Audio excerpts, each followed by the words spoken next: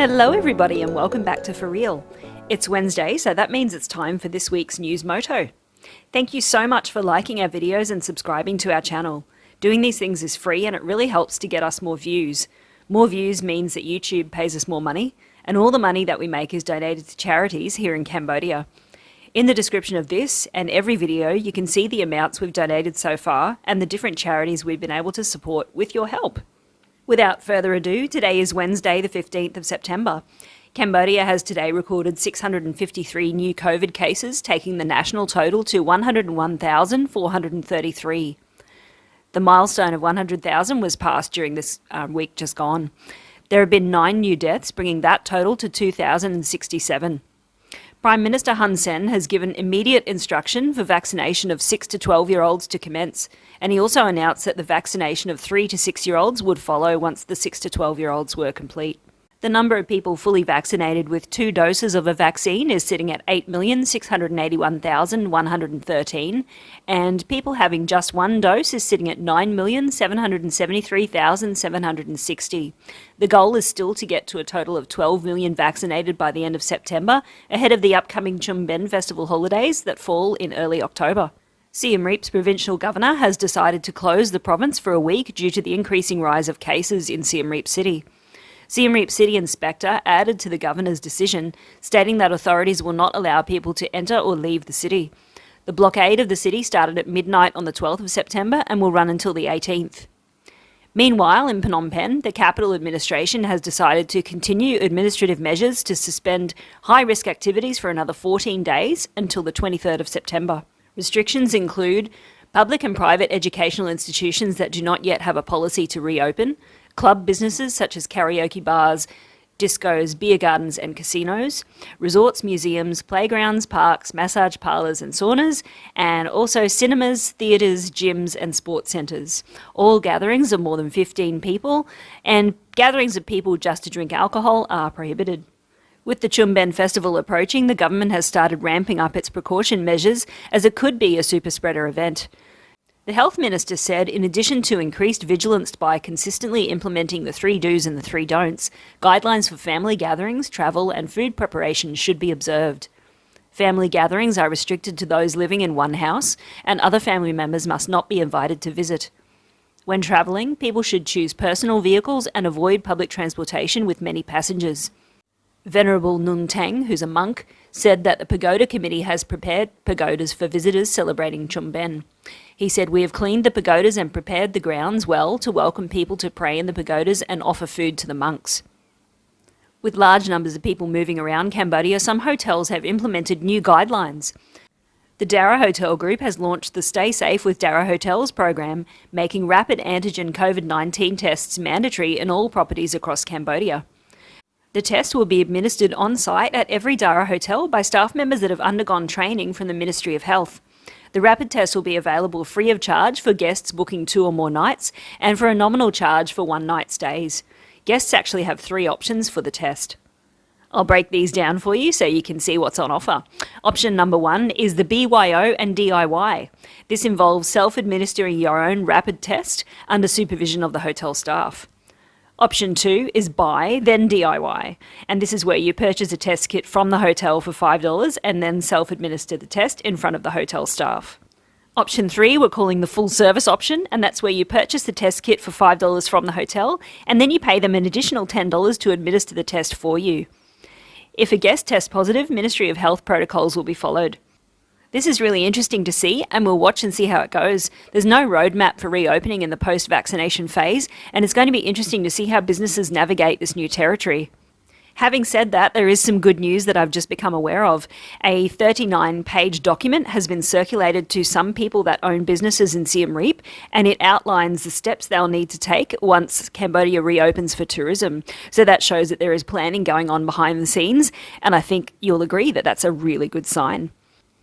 Another huge test to the COVID management plan is the opening of schools. More than 200 high schools across Phnom Penh are set to reopen today with more than 130,000 students.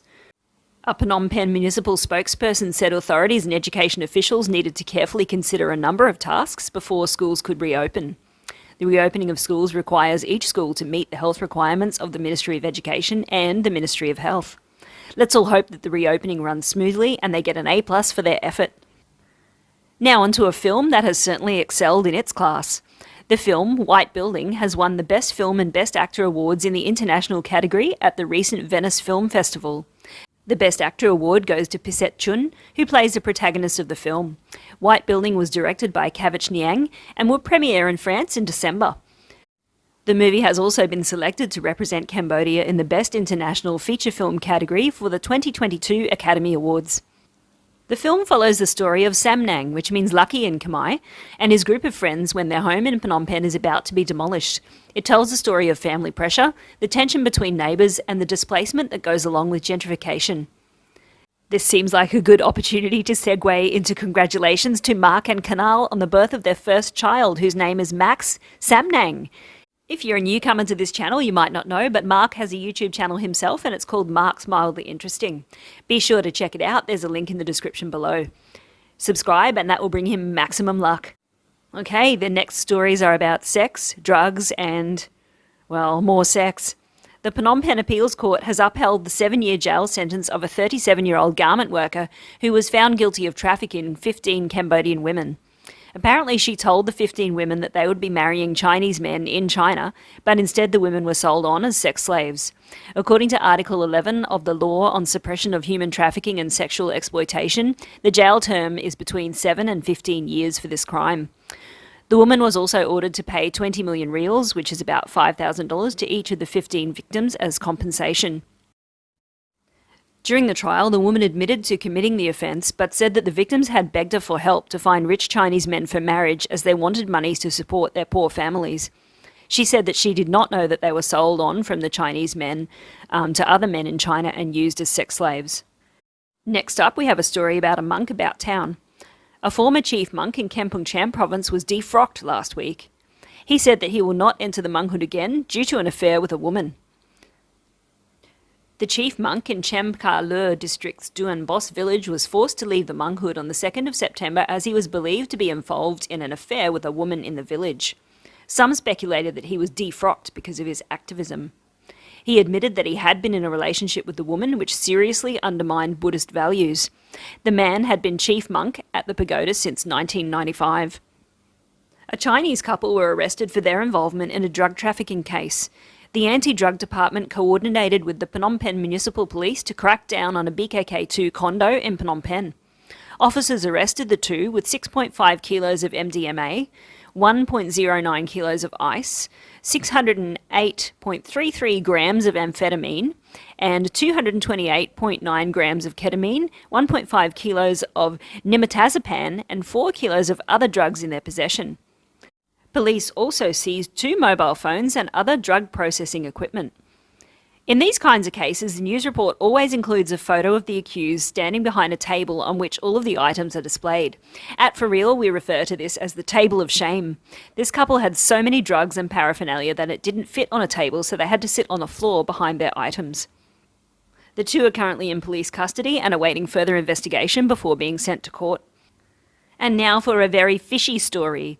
Ho Chi Minh City Police have arrested 4 men who used a vehicle to transport nearly 100 kilos of drugs disguised as fish paste baskets from Cambodia to Vietnam. The Ho Chi Minh Police detained 4 drug traffickers aged between 20 and 46 during recent raids across 3 districts. Police seized 92 bricks of heroin, nearly 60 kilos of synthetic drugs, and 20,000 ecstasy pills. The drugs were hidden in 4 bamboo baskets. The top of each was covered with fish paste as camouflage. The total weight of the drugs was more than 99.6 kilograms, police said. These men transported the drugs in a car that had been given a green card, which is a certificate of travel priority issued by the transport authorities for vehicles used to carry essential items during the COVID-19 pandemic in Vietnam. Now it's time for a WWTT, or a What Were They Thinking? In a Phnom Penh Court of Appeal yesterday, a couple denied that they used their waitresses, including underage girls, to have sex with clients inside their grilled meats restaurants in Phnom Penh. The couple, who are owners of the restaurant, told the court that they were unaware and did not allow the waitresses to have sex with their clients at the restaurant. They also denied that they received a commission from these workers in exchange for allowing them to have sex with the restaurant clients. They were sentenced to 7 years in prison each after they were found guilty of allowing their female employees, including the underage girls, to have sex with clients in exchange for a commission that was between $5 to $10 per client. He said the couple allowed the female waiters to have sex with clients with a rate of between $20 to $50 per person, from which they took the commission of between $5 and $10. The girls were released after signing a contract that they would not offer the sex service again. I hope that's one restaurant that never reopens. Now to an only in Cambodia story. It's called The Grandsons of Anarchy. 5 motorcycle gangsters who caused anarchy on the streets of Phnom Penh have been taught a stern lesson by Tulkork police.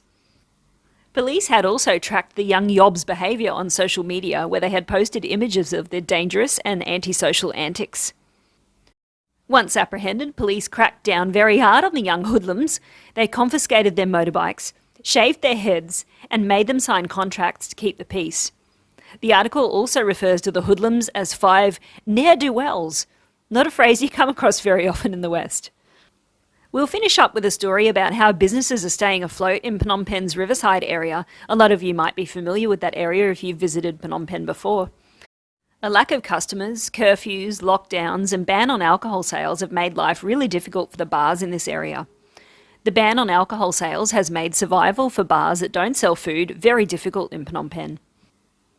The owner of one bar said, "Sometimes I open for friends and trusted customers." She said she keeps the doors locked and puts the music on a low volume and only lets in a small group of trusted clients. She added the only reason her bar is holding on is because of the cash from these discreet nights. A number of bar owners admitted to doing the same, sometimes allowing customers to remain inside the bar until the curfew ended, while locking the doors to appear closed. A waitress at another bar said, "There are very few customers because of the alcohol ban." She said they serve beer in teapots to avoid drawing police attention.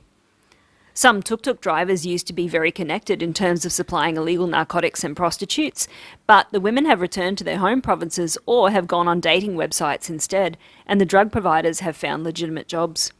Most of these drivers had now registered with Grab or Pass app to get more customers. And that is it, everybody. You are up to date with the news in Cambodia.